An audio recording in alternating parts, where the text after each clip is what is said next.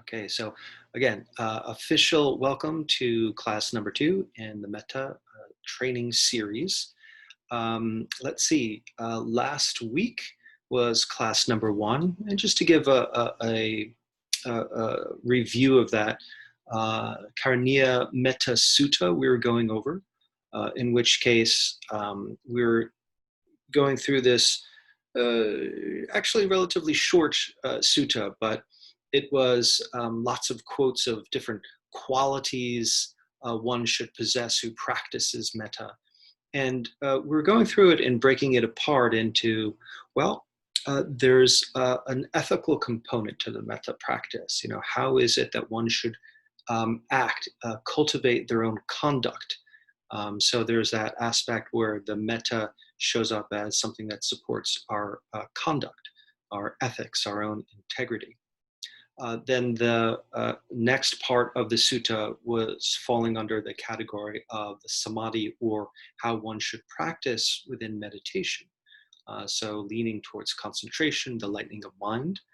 And one of the reasons that I chose that sutta is because that's the two types of categories that metta, the theme, the subject matter shows up in the Pali Canon, partially in the context of ethics. How is it that we can practice non-harm, practicing generosity, utilizing metta in order to subdue, subvert, equanimize impulses or tendencies of ill will, of harm.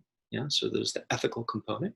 And then there's the way in which metta is also something part and parcel of meditation theory. So that second part is what I'd like to be leaning into a little bit tonight. Metta in service to various meditation practices. So let's go to a bit of a screen share, shall we? Okay. Everybody see this? If not, feel free to unmute yourself and say, tell me what you see instead. So they should say on your screen, you should see Metta training class number 2. So again, the Karaniya Metta Sutta, the day-to-day conduct, the sila, the samadhi, or the right concentration piece. And also the final part of that sutta was looking at how metta supports. So what is this? Is this a factor that tends to create the phenomena of metta, or by engaging in metta, it supports the phenomena of commitment to metta in the body, mind, and speech? Yeah? So it's probably a wheel, probably one propagates the other. We commit to metta in our body, engaging in non-harm, openness, love, commit to metta in mind, commit to metta in speech, and then that tends to create more authentic, broader, deeper experiences of metta. So a little bit of a two-part focus, as I was saying, focusing on meditation. So I'd like to work more specifically into the metta shamatha. Okay, so what does that mean? So reviewing the main 3 practices of early Buddhist meditation. As I was saying in last week's class, wasn't a term for meditation back in the day of Buddha. He would use the term bhavana, or cultivation, or probably more for today's vernacular, training. So he would tell the monks, go do metta bhavana, meaning cultivate, train your heart to be open, kind, loving, gracious. He would tell the monks, go do shamatha bhavana, or the shamatha practice, the calm abiding. Yeah? So shamatha means cultivating states of calm abiding. One of the portions of the definition that I like is resolving as if an issue. So those people here who have studied with me for a while have heard this one quite frequently. When we have an issue, or there's an issue around, what comes up with it? It's not just, oh, there's an idea, that's an issue. No, it comes along with a feeling of urgency, that particular flavor of stress, of urgency. So the shamatha practice is all about cultivating the cooling effect of mind. So that sense of urgency diminishes. So that could be a sense of I'm sitting in meditation, I have a pain arise, urgent, I must move. Yeah. Or I have an itch arises, urgent, I have to scratch. Yeah. So all these driver sensations arise to react.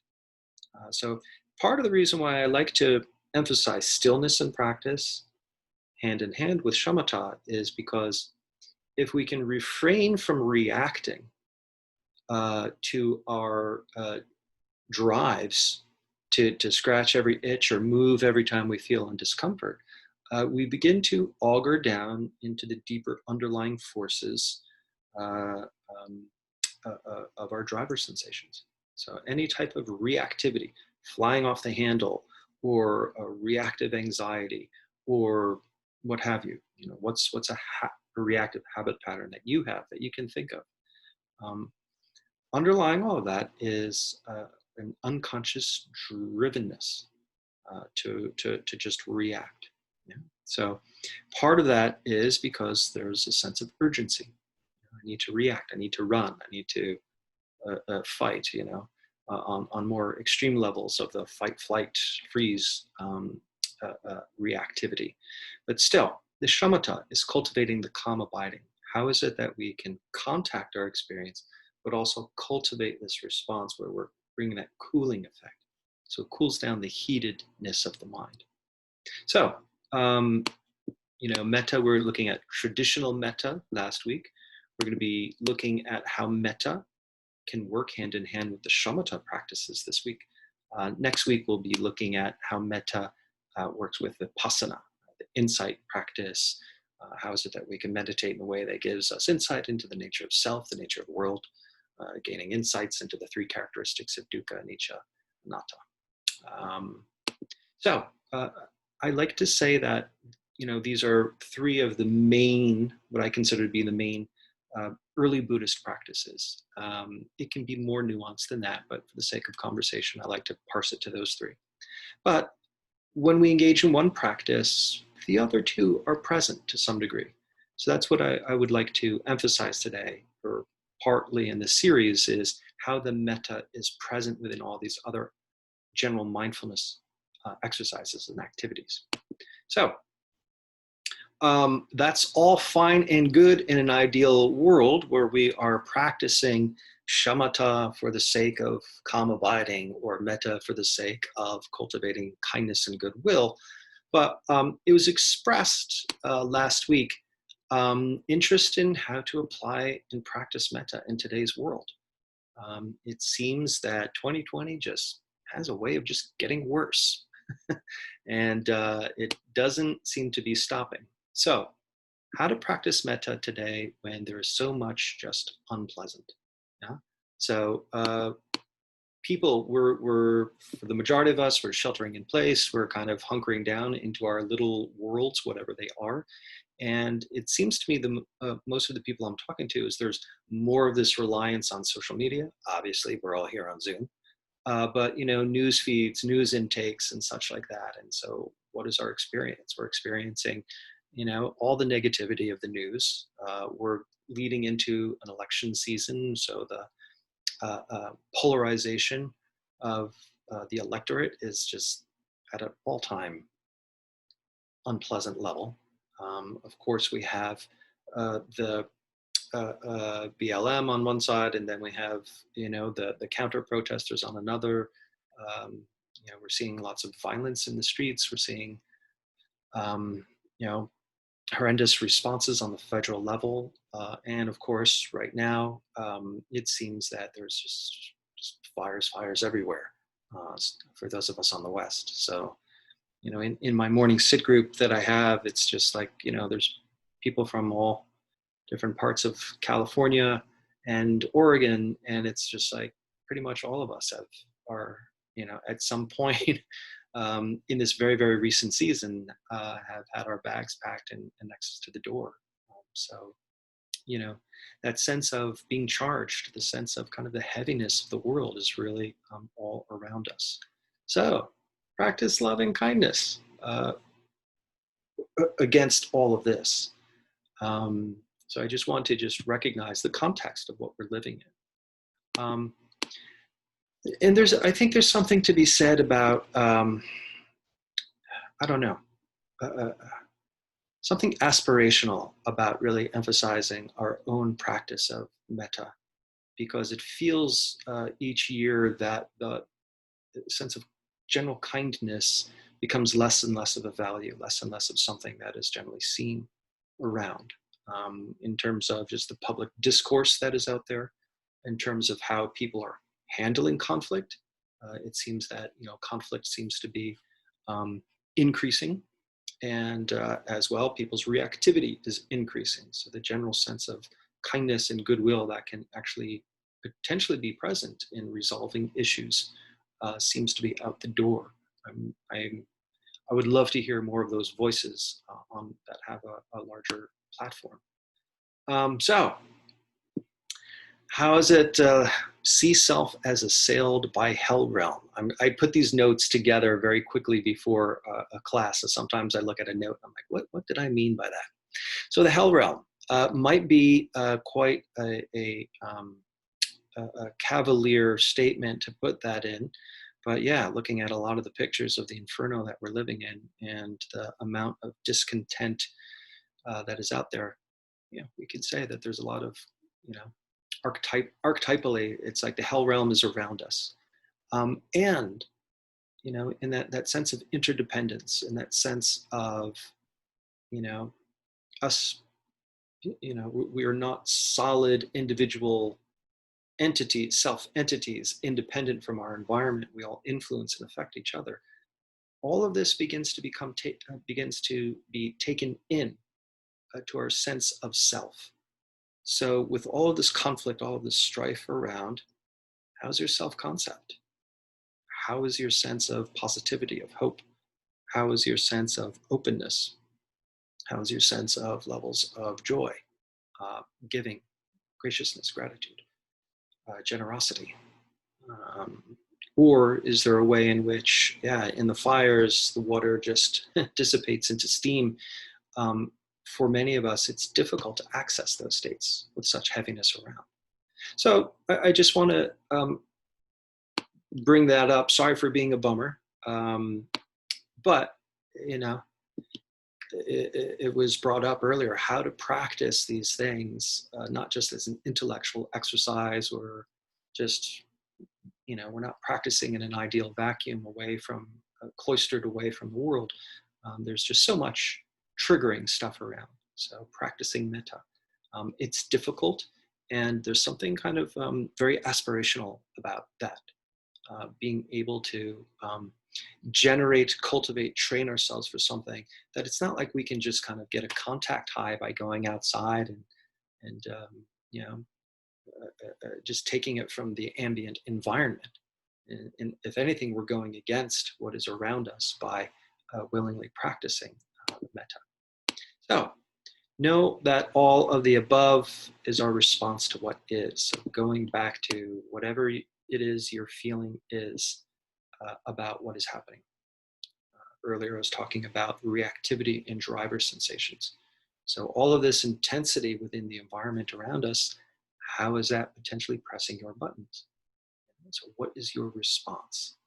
So this is where we start to kind of look at contacting what is, noticing our response. So we have a limited influence on the world and our circumstance.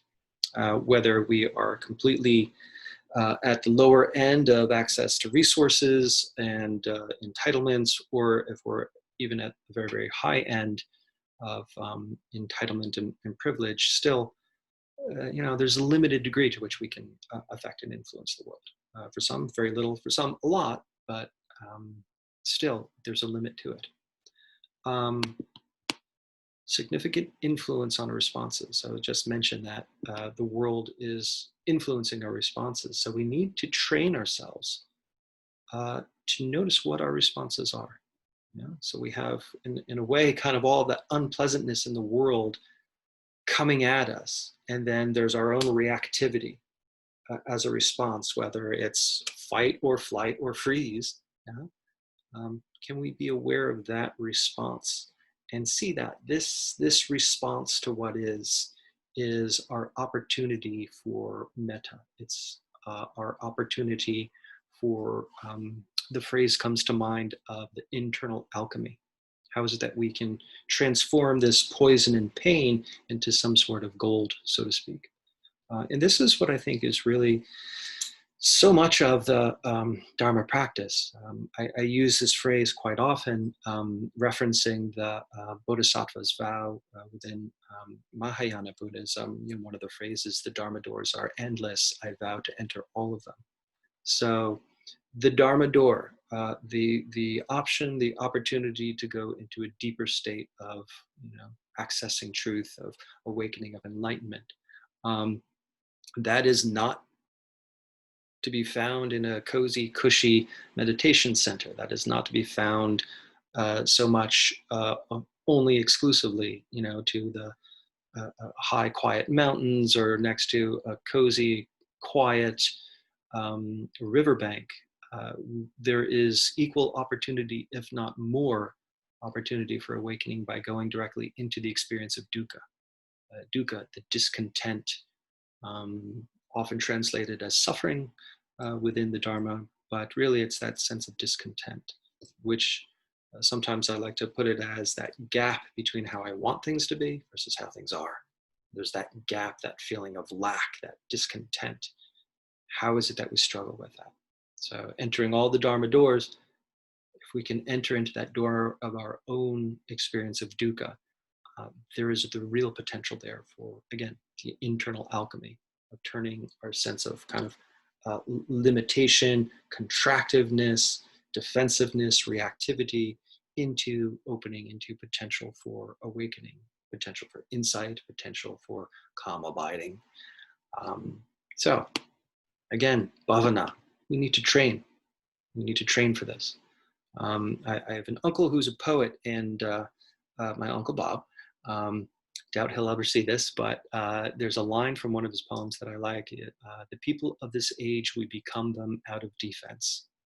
Yeah, that's something that I tend to see a lot. It's just like, oh, this side kind of reacts. Oh, well, we have to counterbalance that by escalating. Now we're going to escalate. We're going to escalate. Yeah, the polarizing of things, and again, how is it that our environment, we react to it? That in a way we're reacting to it, but we become part of it. Still we're holding that shadow. So we need to train so that we don't fall into our own internal entropy.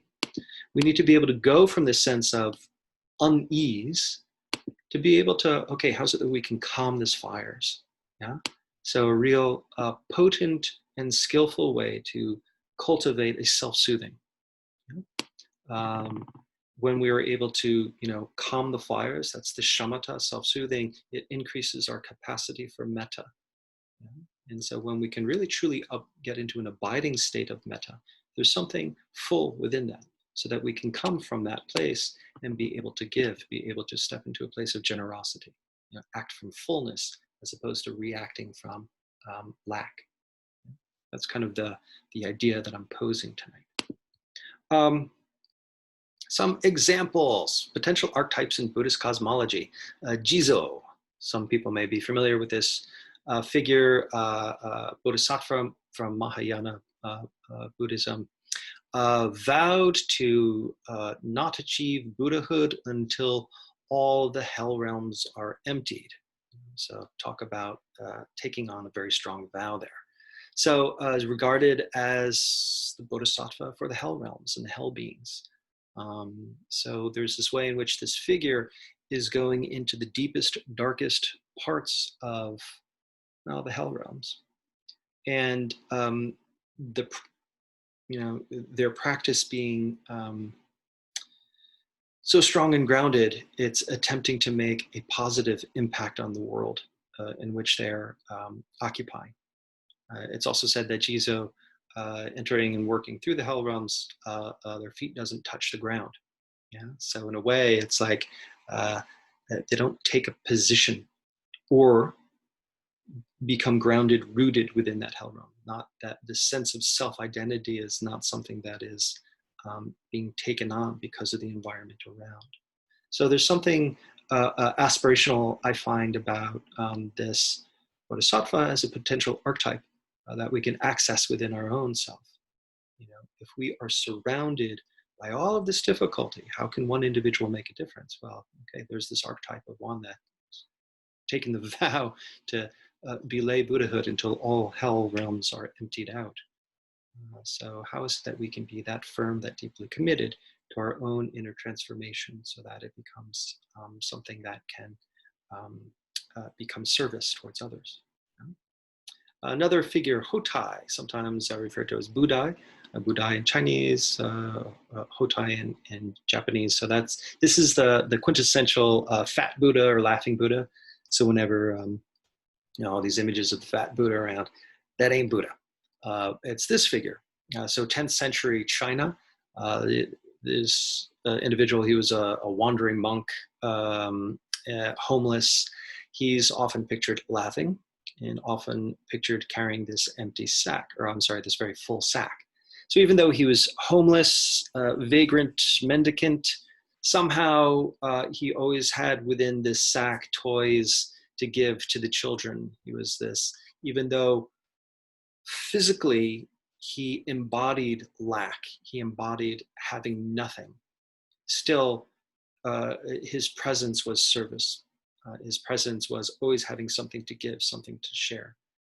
He's, as the story goes around him, he would sleep in the streets, and when it would snow, somehow, the snow would melt around him. He wouldn't be affected by the adverse weather conditions and such.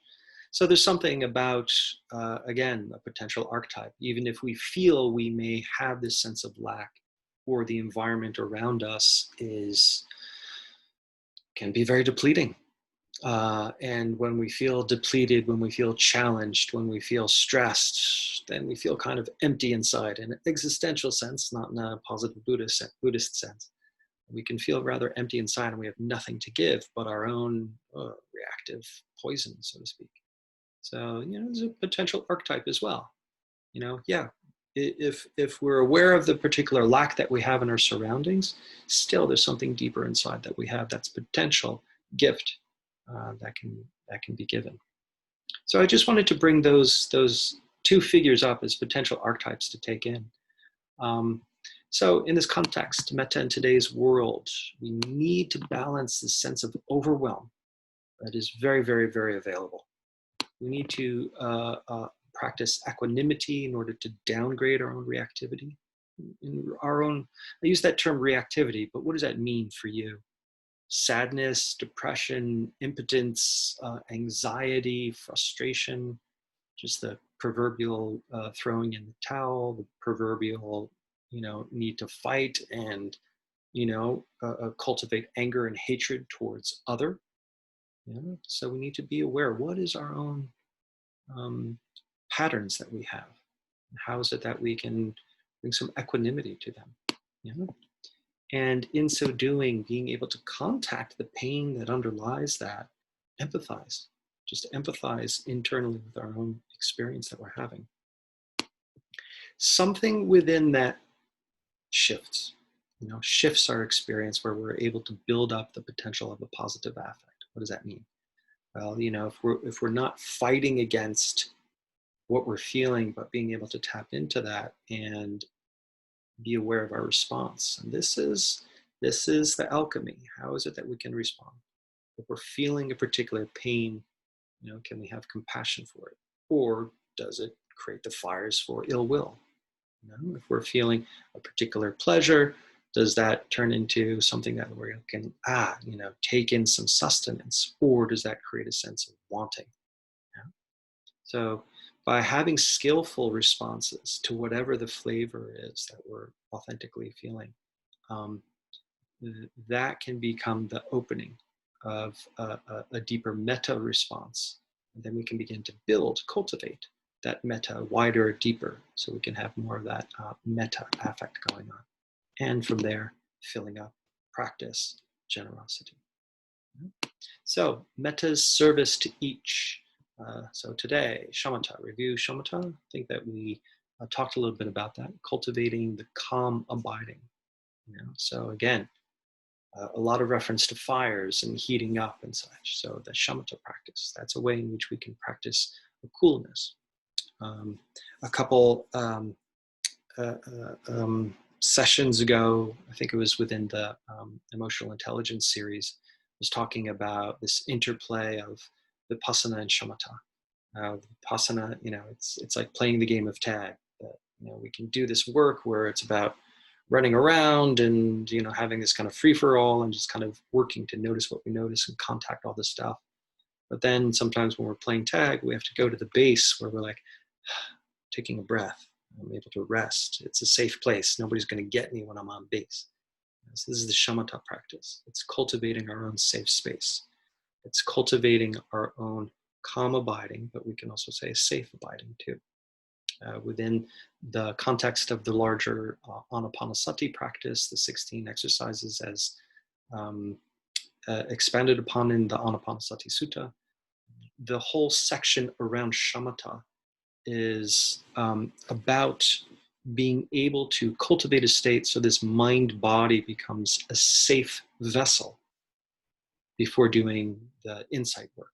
So we can be able to just rest in the calm abiding, and the mind is no longer this more pleasant alternative to just being in the body.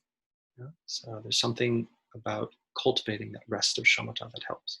So we're trying to, on one hand, cultivate shamatha in a way that also goes hand in hand with the metta practice. We'll go more into that in a bit. But how do we do that when there's just so much sensory stimuli, the unpleasantness that comes in? So I talk about this a lot. So for those of you who have heard this before, just reflect upon your own growth of wisdom, of experience that you've undergone since the last time we talked about this. Feeling tone, so Vedena in Pali, it's essentially the mind's assessment of stimuli as pleasant, unpleasant, neutral. I heard the sound before, and I looked and I saw the possum showed up. My daughters have named the possum Frederick. So I see Frederick the possum walking up to our outdoor cat, which my daughters have named Cupcake. So I'm looking at Frederick and Cupcake looking at each other, sharing food happily. Pleasant. That is just a pleasant moment of wild nature acting in harmony. Why can't we do that?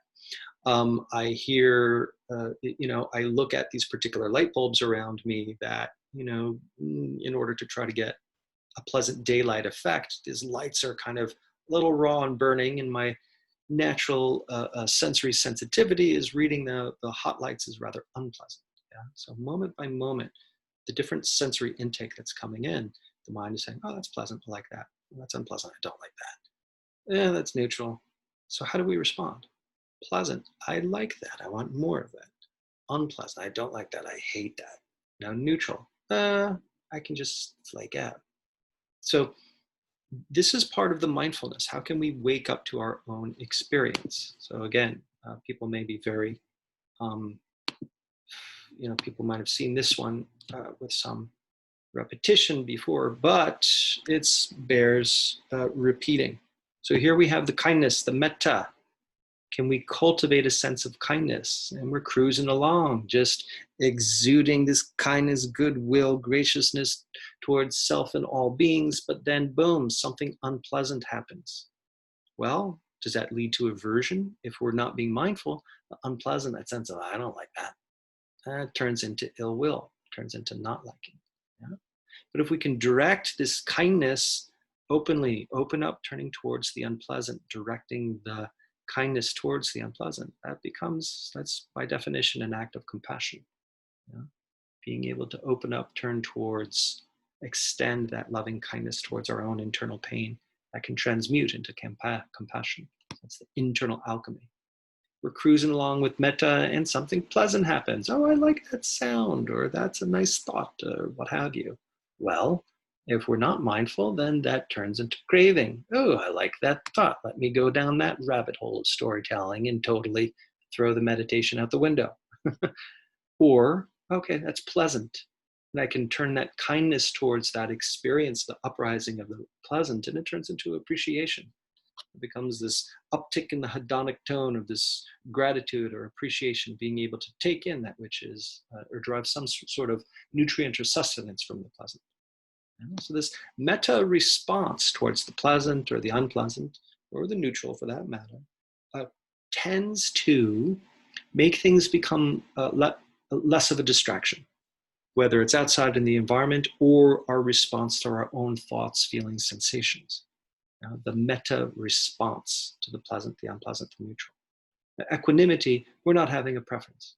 We can cruise along, and whatever rises, be it pleasant, unpleasant, neutral, having that willingness to open up, turn towards, feel through with full, complete permission, without being overwhelmed, having that cooling response to it. That allows us to continue on. So there's something about having this metta towards our own subjective experience, on this more refined level, that tends to take away the sense of distraction or disturbance or being kicked out, thrown out of the meditation. Because we don't really have much control over the environment around us. We don't have as much control as we'd like to think we do of our own mind. So this is at this level, this refined sensory level of knowing pleasant, unpleasant, neutral in each moment, and how is it that we can generate this kindness towards it. Yeah.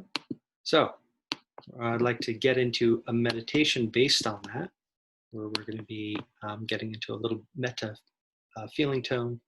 And we'll take the metta as the object. We'll get into more traditional radial metta for all beings in all directions. So that's kind of the idea of how I'd like to practice metta this evening. But before we get into a sit, this is definitely an opportunity. If anybody has any questions or comments or responses to anything that I just mentioned, feel free to unmute yourself and manifest accordingly. Oh, sorry, I missed the chat. Somebody chatted to me, is Budai, Hotai also Maitreya? This is an excellent question. So apparently, according to lore theory, not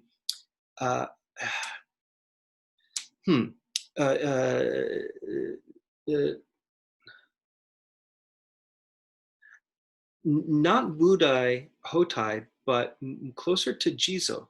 Jizo was apparently took a vow to become kind of the teacher of Dharma of all worlds and all beings between the historical Buddha and the Maitreya of the future Buddha. So Jizo is kind of this kind of like connector Buddha, pseudo Buddha in between kind of the old Buddha and the next Buddha that's supposed to come, which is Maitreya. So in a way, he has this relationship to Maitreya. That's my understanding. But Budai Hotai, well, apparently he was actually a real historical figure from 10th century. Now then, if since then he's been kind of elevated in status to have a Maitreya designation or some incarnation or expression of Maitreya, I'm not particularly aware of. But that's the extent of my understanding of Maitreya related to those two figures. I don't know if that was if that answered your question, I believe, Lauren. Feel free to comment or not. Anybody else? Any other questions, comments about any of the material? Welcome.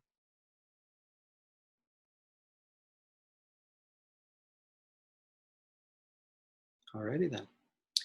Let us meditate then. Allow yourself to come to a comfortable upright position.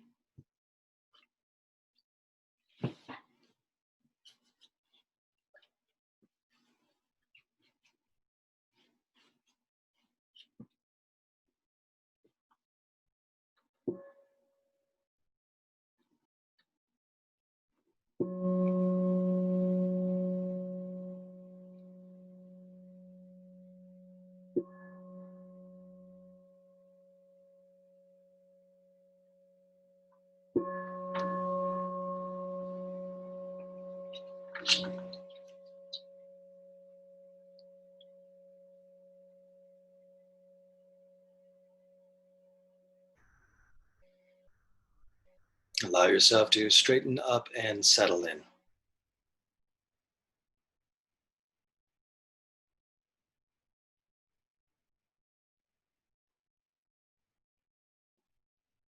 Within this straightening up, settling in, part of that is settling into the posture of the body. I like to think of it as getting the spine to be like a stack of coins upright, as though there's a string on the top of the head, pulling upward ever so slightly that allows a lengthening in the back of the neck, releasing in the shoulders, dropping the shoulders, a widening of the chest, and opening in the heart center, settling into the body. And also, can our attention just settle into this faculty of awareness? So, whatever that means to you, this sense of brightness, wakefulness, aliveness, how you experience that cognitively or in the mind, how you experience that brightness, aliveness within the body. We could take this as a more subtle form of posture that we settle into.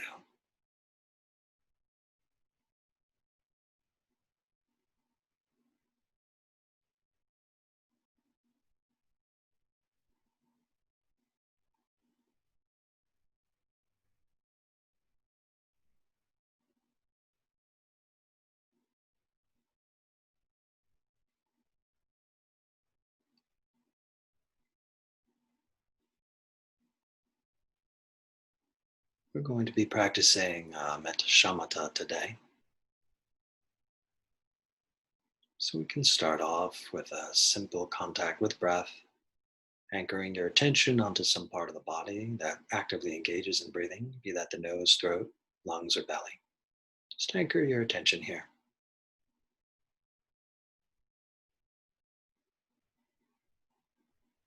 And from the beginning, can we cultivate this kindness? We're not drilling ourselves, we're not pushing, striving. We're just being kind and friendly towards this simple contact with breath.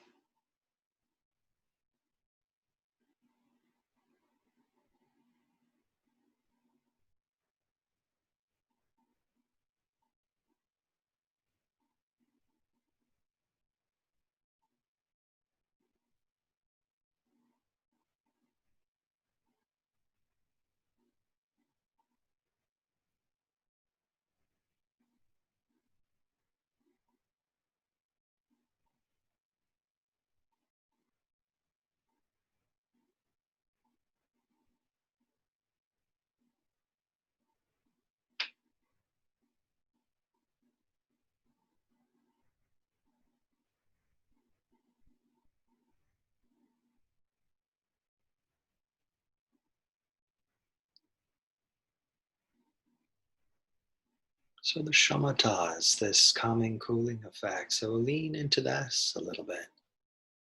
What are the pleasant, gladdening, and balancing qualities we can derive from contact with breath? On that in breath, what is pleasant about that? A subtle energy, a pleasantness, oxygen pleasure.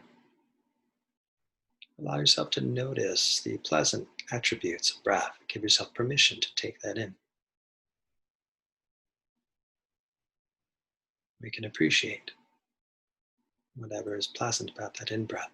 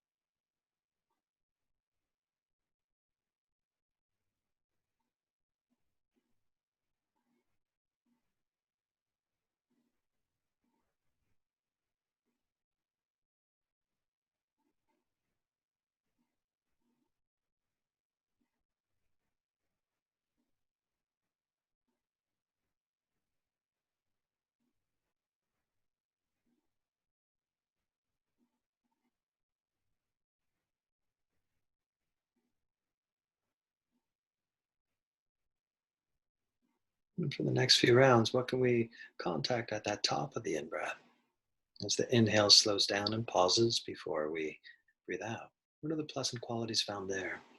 A wakefulness, a different subtle energy, whatever is pleasant to be found there. Can we open up and turn towards that with kindness? Allow yourself to appreciate, take in, derive nutrients, sustenance from the pleasantness found at the top of the in breath.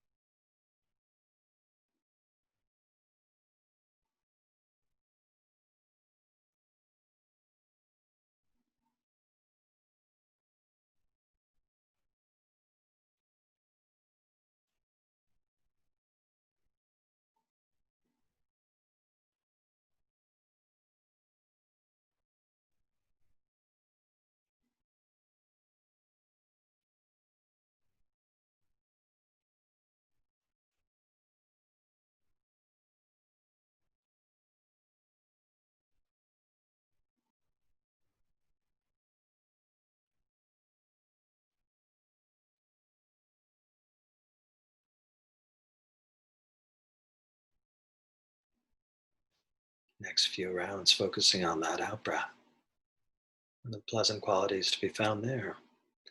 An inherent relaxation response, relinquishing, releasing, letting go, settling,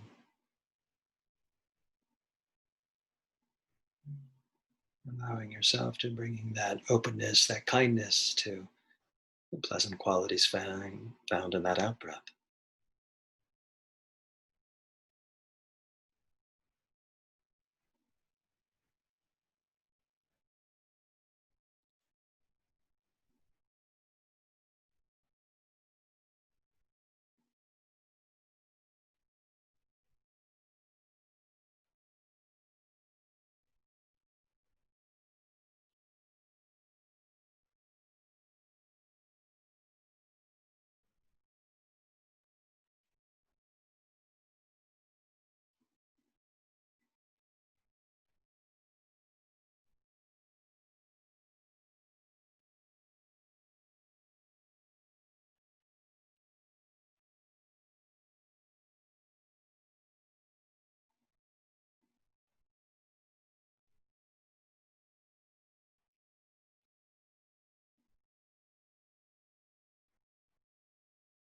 And what is to be contacted in the next few rounds at that base of the out breath when we are finished breathing out, that subtle pause before we inhale again.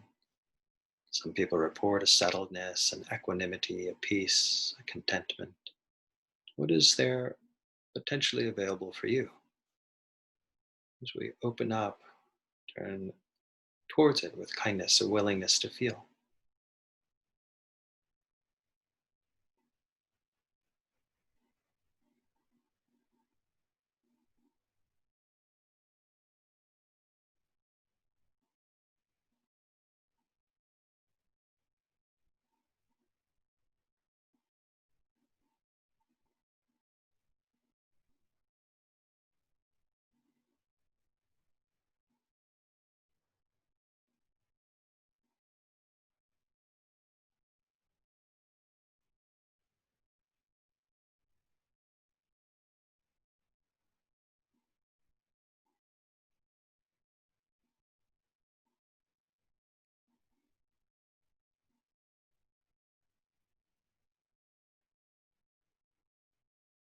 Okay, good.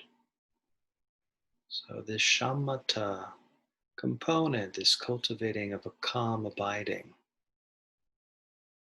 this first half of the breath brings us usually qualities of energizing, uplifting. The qualities found in the out breath are usually more balancing, relaxing, letting go. So, depending on what your mind, body needs,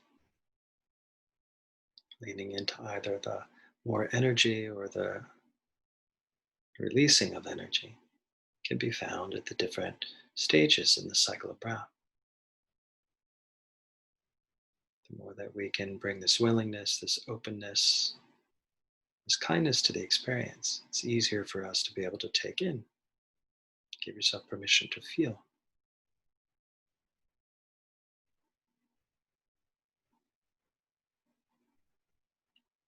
Let's follow through on this theme of pleasant. So, this is the pleasant feel tone that we've been working with in breath. I invite you now to open up the scope of your focus to include this full body. And observe the various sensations that you can detect within the body that are pleasant. And as we're having this simple contact with breath, it may cultivate different sensations felt in the body. They may be subtle, wispy, fleeting, that's fine. The more that we can contact them, contact the pleasant feel tone, and direct this openness, a willingness to feel, and direct this appreciation of, that can create another moment of pleasant. We open up towards, we appreciate, creates another moment of pleasant, thereby creating this positive feedback loop, directing the kindness towards the pleasant cultivates an appreciative joy.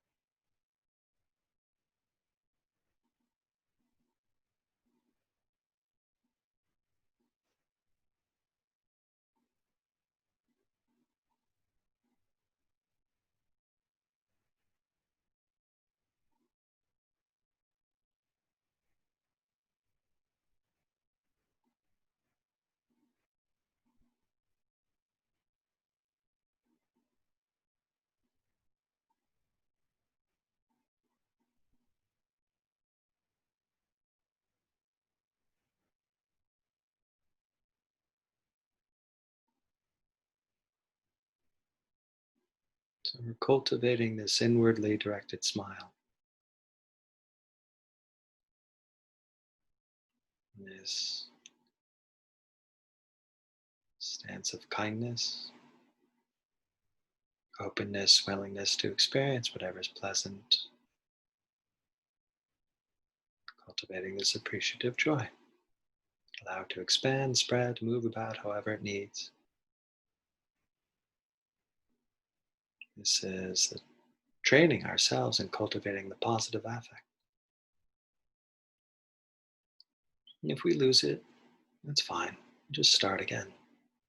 Start to rebuild.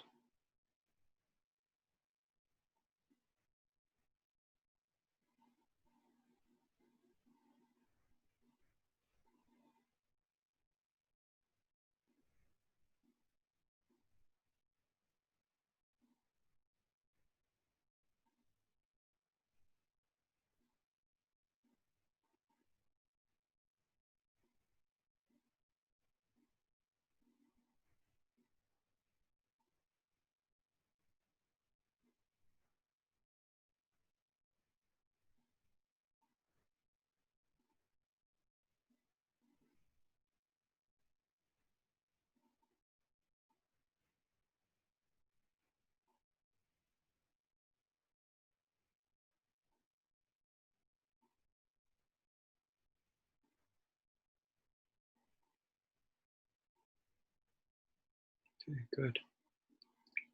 So we've been cultivating this openness towards the pleasant, building this appreciative joy. But what about the unpleasant? Let's begin to have partial awareness free floating within the body, noticing that which is unpleasant.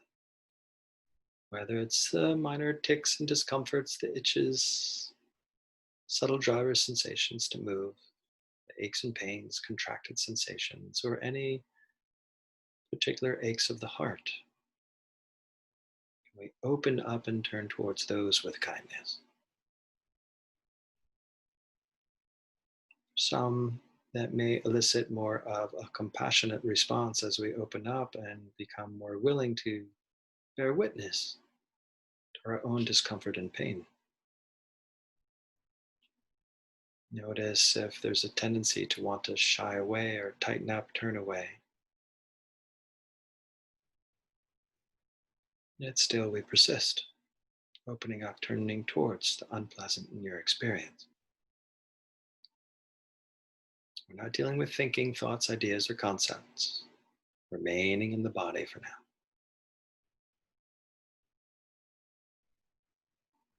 For some of us, this may elicit more of a response of compassion.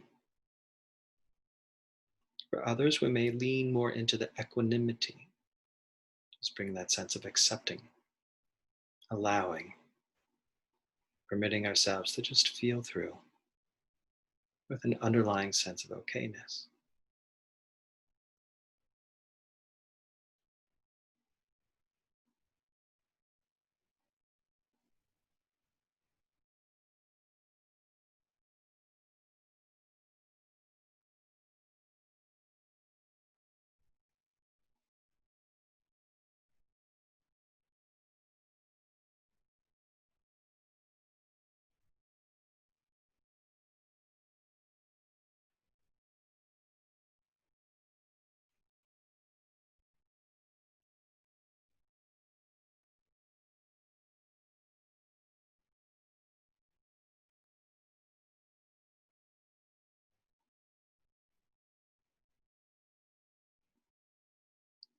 Try to maintain contact with the unpleasant sensations in the body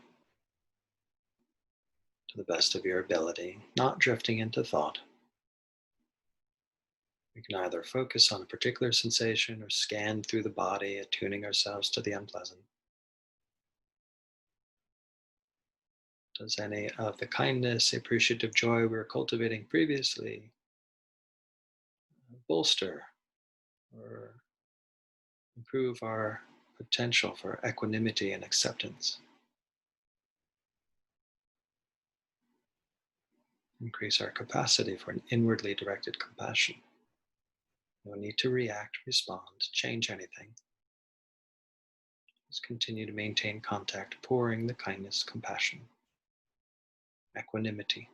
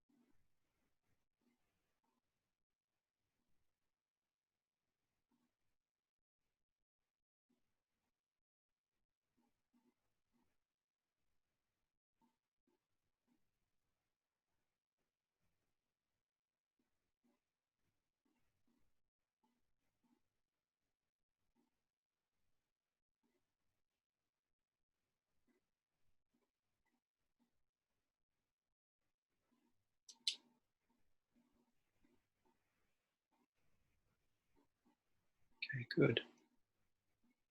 So allow ourselves to just have an open focus now.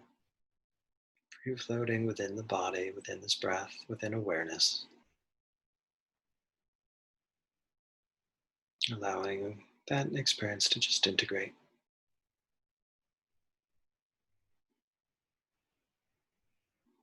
And within each cycle of breath, we may become more aware of something that's pleasant, unpleasant, or neutral.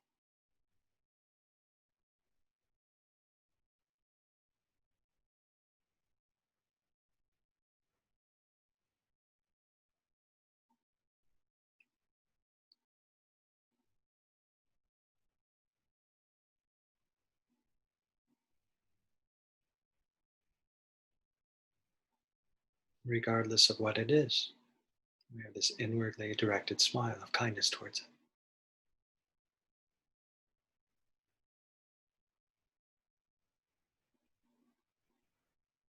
Being unperturbed by anything that arises, we have no preference for or against the pleasant or the unpleasant. This full willingness to open up and turn towards any aspect of our experience, that's the equanimity component.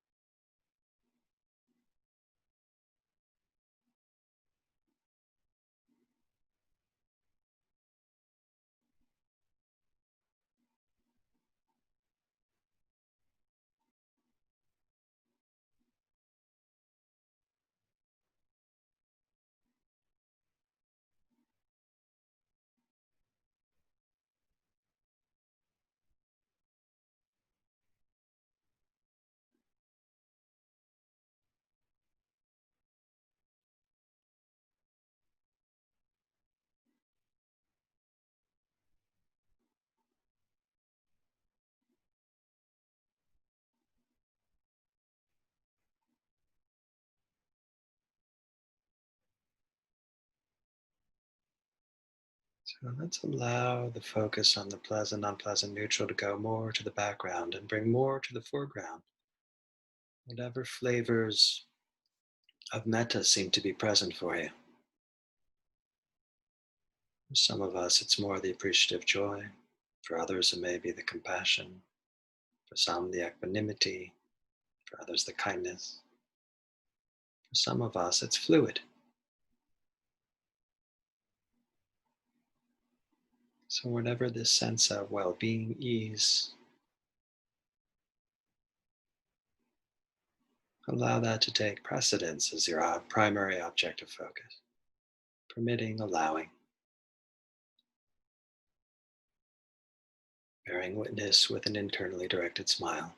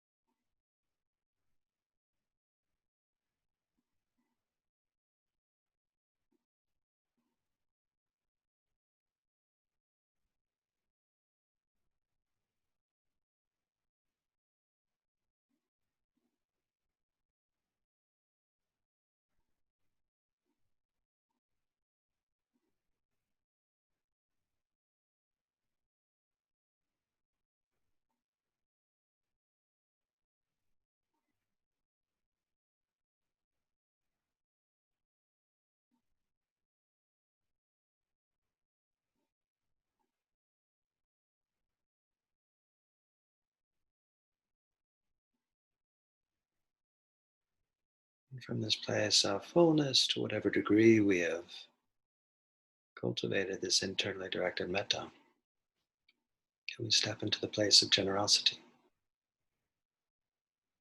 Again, reconnecting with this faculty of awareness. not just connected to this mind and body, but this awareness extends outward into the environment around. And likewise, this quality of metta that we have cultivated thus far, can we extend that outwards as an offering towards all beings, great and small? Can we extend this sense, this awareness of metta outward into space in front of you, to the right of you, out into space behind you, to the left of you, above and below? Like a lamp whose light shines indiscriminately in all directions, may this quality of metta be offered outward.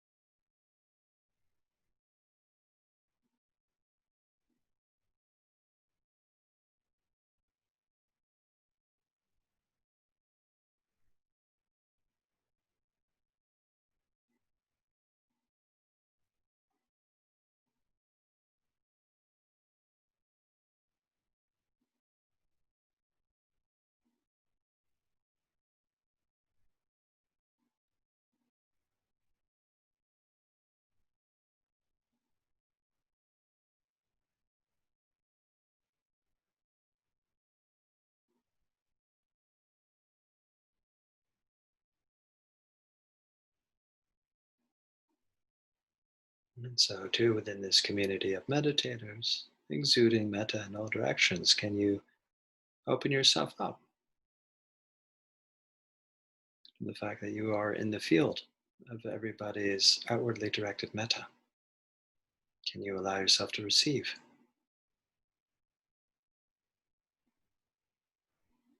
the kindness, the compassion, appreciation, and equanimity?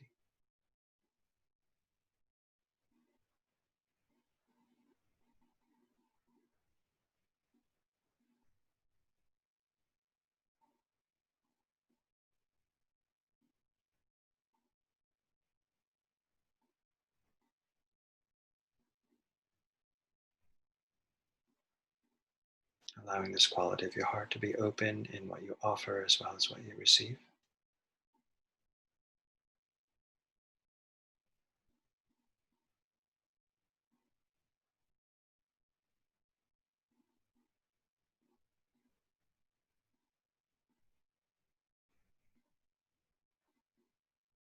Breathing in, taking in, drawing in the metta qualities being offered to you. Breathing out, exuding out, emanating metta outwards towards all beings.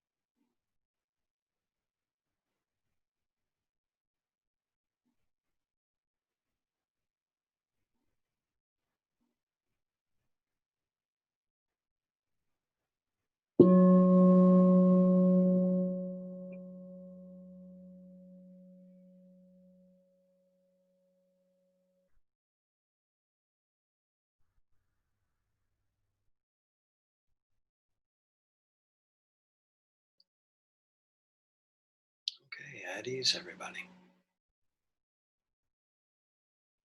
Post-bell practice, continuing to allow yourself to be open to receiving the merits of your actions. And this is life practice, just with eyes open and engaging in concepts, ideas, and conversation.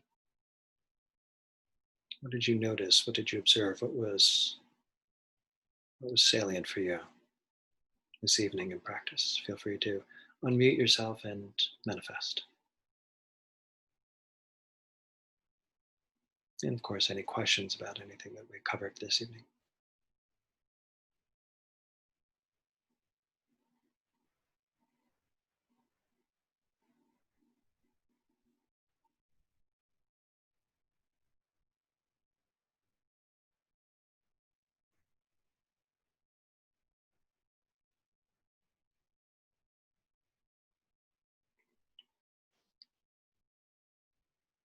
How did that work out for you, the practice of the directing metta towards feeling tone?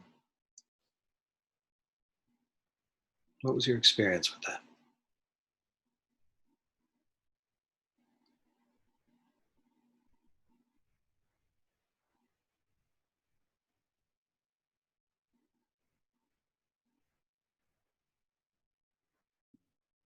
Hi, Mike.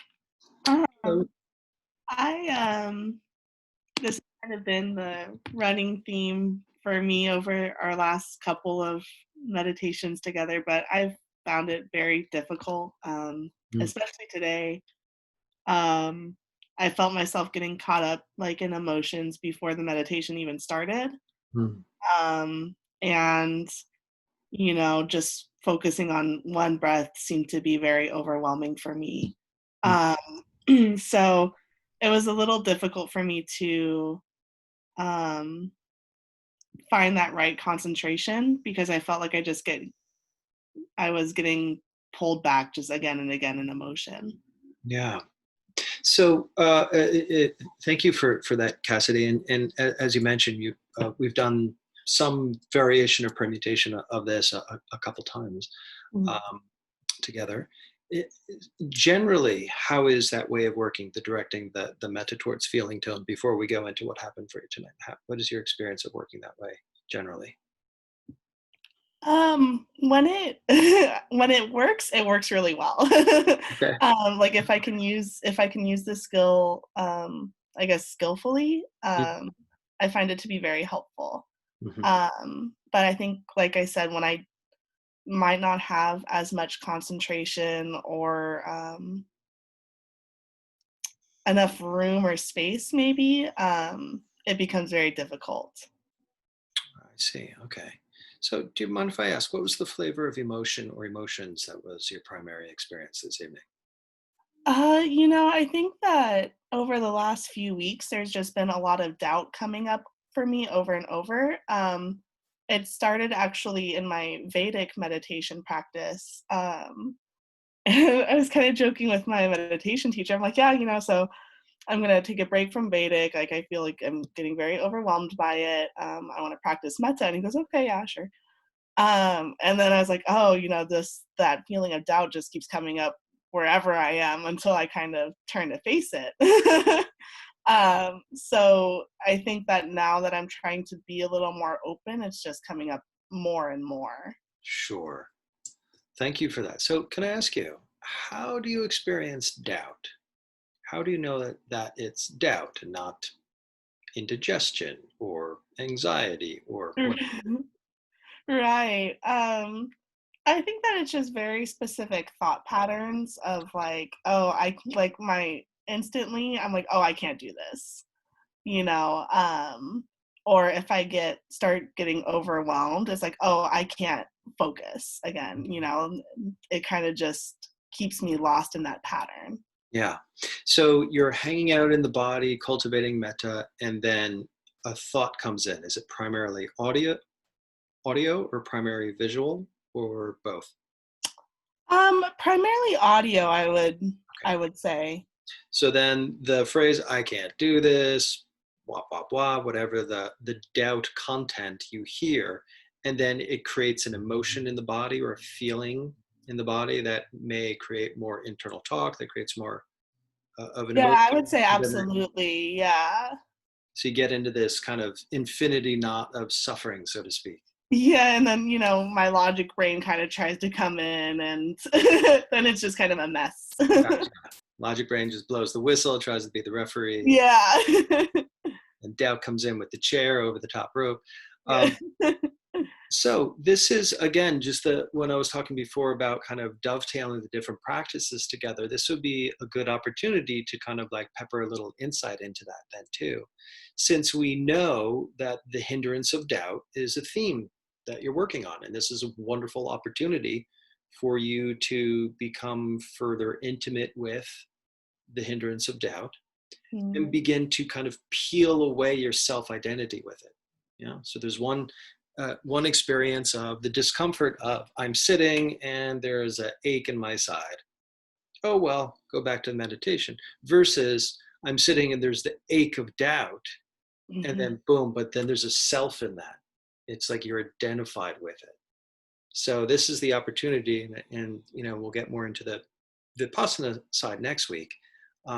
But so I think that part of it is to be forewarned, is to be forearmed. Is that the expression? Just to know that you're going to go into the meditation. Hindrance is going to show up. There's the potential for overwhelm, and hindrance shows up in this kind of splash ripple effect. You drop the pebble in the pond, and then it ripples all the way. The rings ripple to the outer edges. The splash is the internal talk. I can't do this. Whatever. Yeah. Is that the first instance of the doubt? Is the internal talk? usually, yeah, for Right. sure. Then it ripples into the body. And Yeah. is it a feeling of sadness, or is it like doubt its own specific feeling in the body? Um, it's a little bit more specific. I think it's kind of turned into a more specific feeling over the last week or so. Okay. So it's just like teasing apart, like, okay, that's just a moment of hearing, and then this is the moment of feeling. And if we can kind of be with each activity on its own, then they start to kind of individuate from each other. And they're less inclined to become this undifferentiated mass of suffering that's fueling each other. And then they can start to separate into, okay, this is the feel in experience of doubt. How can I explore this? Does this show up locally, globally, full body? Is it primarily expansive, contractive? You can start to put on your investigatory hat and start to become curious about the qualities of doubt, how you know it's doubt. And then within that investigation, or refined investigation, that tends to take the personal self view out of it. It Mm, becomes less personal. So when they talk about in the classically in early Buddhism, they say that the antidote to doubt is refined investigation. Yeah. So that's the refined investigation. How is it arising? There's the internal talk. How does that show up? How do you hear that? Is it loud? Is it soft? Is it clear? Is it subtle? Is it frequently chattering? Or is it just like every once in a while? So noticing the patterns of just the hear in. Try to become less interested in the content, but of how it shows up in hear space, and then how it shows up in feel space. And that investigatory response to it tends to, again, depersonalize it. So it becomes kind of, all right, it's just a particular ache. Yeah. mm, Um, and of course, that might free up more energy to potentially have that meta response of being able to, all right, this sucks. This really sucks right now. I'm going through the, the, the epic, the period of my life that is riddled with doubt.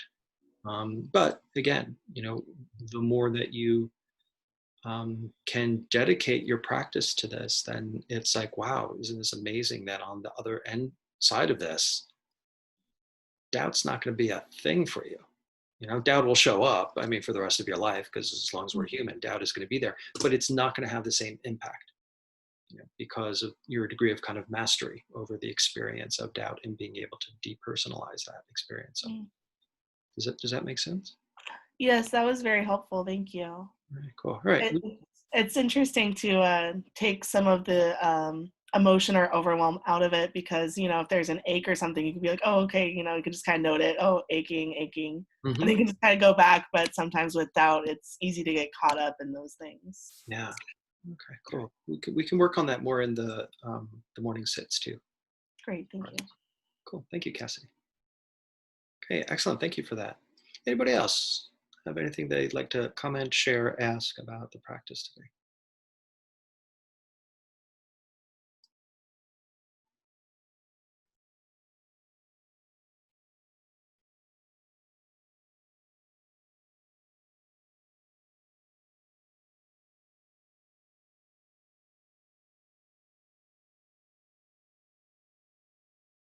Oh, go ahead and I don't see everybody. So if Yeah, I'm just okay, wondering, because I can really, I'm Balin. Hi, everybody. I Alan. really related to what Cassidy said, and I also went into the emotional realm. And for me, the personal inquiry, it becomes really a cognitive exercise. And I'm wondering if that in and of itself is a rabbit hole, because then I start going, okay, well, what's the flavor of this? And, I'm often running in that analytical engineer, emotional engineer head of like, let's precisely identify, this inquiry, and what flavor is it exactly? And it's, and then I just, I sort of get freeze, because it gets to be like too much thinking. Too much thinking. So what happens in your inquiry? What when you as you're getting precise about it, like what's does it become an internal conversation? What begins to Yes. happen? Yeah. It becomes a dissertation. The dissertation. Excellent. Yeah. Every once in a while, I got a spell check, make sure everything's grammatically correct. Yeah. Okay. So this is excellent, because this is, yeah, what happens. All right. Investigation. Great. Well, then the investigation can then become a problem too. Um, so this is, I tend to like to lean into the Mahasi style noting process. So it's like there's an activity going on. Can we make sense of it by identifying themes? And then it's like, all right, so there's this Pali term gokara, which literally translates into cow pasture. So, what is a cow pasture? You want Bessie the cow to have a lovely, open, free range life. So, you want her to be able to run about and graze and be happy and get the sunshine. But you want Bessie to be able to come home and not go out on the road and get hit by a truck. So, you put a fence on it. So, there's this, the Gokara talks about this interplay of exploration and restraint within our practice. So, within the investigation, okay, let's investigate, but let's not turn, maybe we need a fence on it so that it doesn't become a dissertation. So, uh, taking, for example, you know, Cassidy, since you mentioned doubt and it shows up in here space, I'm not saying this is your experience, but I'm just riffing on that. If I'm hanging out and I'm being assailed by the hindrance of doubt, um, it can show up in the hearing space. I can hear the words. It can show up in kind of my mind just vomiting forth images of every cringeworthy activity I did since memories formed. And then, of course, all the horrible, icky, yucky feelings within the body.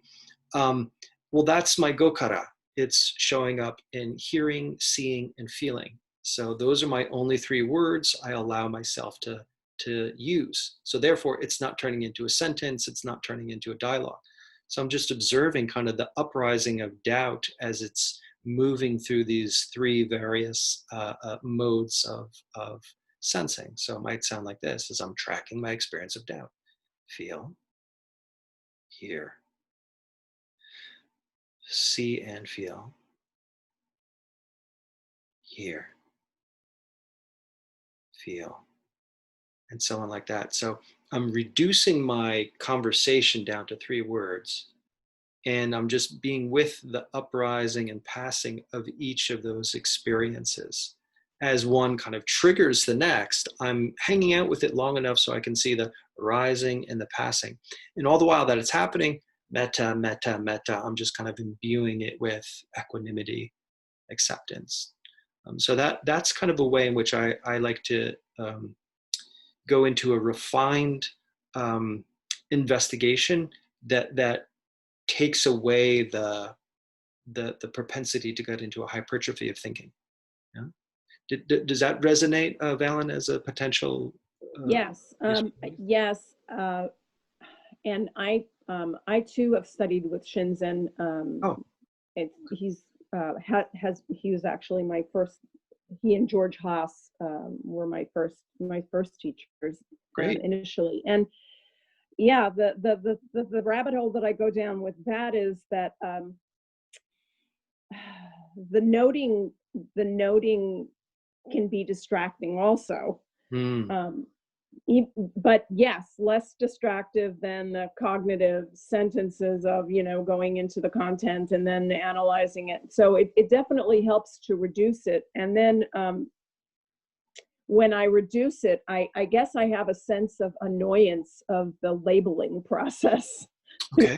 Like I get Which, irritated about seeing, yeah, hearing, feeling, yeah, and how often do you do it, and what are the, is it a 3-second space, and because I mean, once that's happening for me, it's flooding. It's yeah, just this geyser of stuff. So it's like it's coming really fast. It's like blip bursts. yeah. They're just blah, blah, blah, blah, blah, blah. So yeah, that the labeling is Becomes a hindrance. can be distracting for me. So I wonder, so two things. So number one, we could say, okay, let's put it on mute. And the most important part is that you're just silently making contact and differentiating your experience, and you don't need to use the labeling anymore. You can just Mm. acknowledge feeling is feeling, hearing is hearing, seeing is seeing, without needing to put a word to it. If you Mm-hmm. can just kind of coast that way, then great. The Okay. other side of me wonders if that's actually kind of a potential insight that maybe what's a significant part of the experience is the inherent aversion that's there. Like there Mm. might be doubt going on, but as you're investigating, you're kind of peeling behind, and it's just like, oh, actually, there's a lot of aversion going on here. Yeah. Contacting feel, oh, it's I'm so averse to it. I'm contacting here, I'm so averse to it. So I'm wondering if maybe that is like you're kind of discovering or noticing like another underlying pervasive theme that might be there too. So Well, yeah, I think underneath that aversion is fear. yeah, okay, good to know that. All right, excellent. Well, thank you, Valen. I guess this will have to be a to be continued. Next week, Yeah. we'll get into Thank you. sure. Thank you. The interplay of the metta with the vipassana. So doubt, aversion, frustration. These are all qualities that I'm sure all of us can identify with very much. But I've got one eye on the time, so sorry to cut that short. But I just want to respect everybody's time boundaries here. I'll do the very quick Dana talk. So these teachings are indeed freely offered. Howsoever, let's see, everybody is subject to this economic insecurity of the time, and Inside LA is not, how shall we say, yeah, they're getting it hit too. So if you can find yourself able to go to the website and offer a donation. I know some people have signed up for the class and given their donation that way. Otherwise, feel free to go and find a way to donate. That would be lovely. Also, for everybody involved, I mentioned there was some things that I do here. I've got a morning meditation. Here's a Zoom link for that. If anybody is interested in joining us Monday through Friday, we work a specific theme each day. Metta Monday, Samatha Tuesday, Vipassana Wednesday, working with emotions Thursday, and then emptiness sitting Fridays.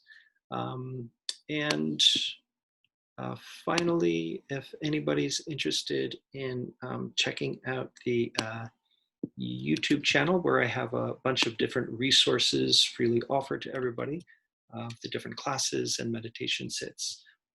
that can be found there as well. So feel free to just copy and paste all those links into another file. But I hope that everybody can join us for next week, where again we'll be exploring Metta and Vipassana. For now, we shall end the session with a dedication of merit. By the merits of these acts and other such virtues, may we attain an awakening for the benefit of all beings. We bow before those who've come before us on the path, before those who will come after us on the path.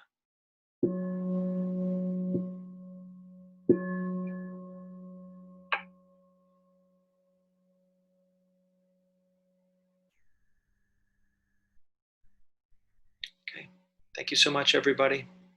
Hope to see you all next week. Take care. Thank you. Bye. Thank you. Thank you. Thank you.